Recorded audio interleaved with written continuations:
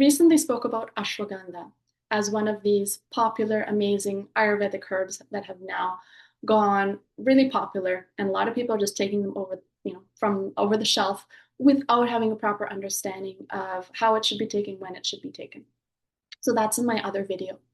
But what I want to talk about today is that there are many ways that we can take herbs, and I'm bringing the example of ashwagandha as a way of supporting our body. But what is the best form to take it? We have capsules, we have tinctures, we have powders, herbal teas, we have other liquid supplements and things like that. So typically, when we are taking herbs, in Ayurveda, there's a concept called anupana, and this means the vehicle or the carrier of the medicine.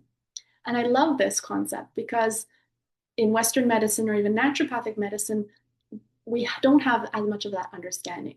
But in Ayurveda, they understand how this vehicle can then take the herb or the nutritional thing and deliver it to where it needs to go in the body. So it's not just about the medicine.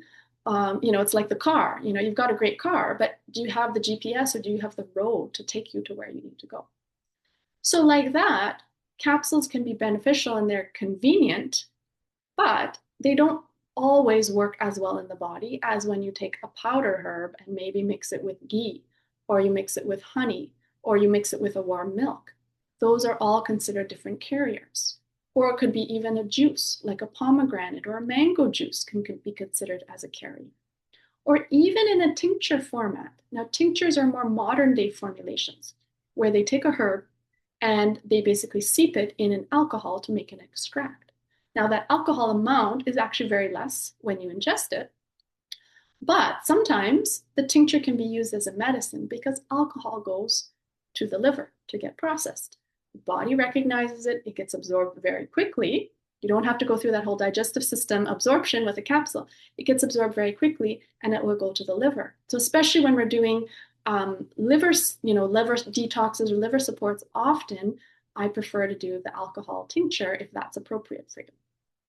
So essentially what I'm saying is there's different ways to take herbs, and they're not all the same.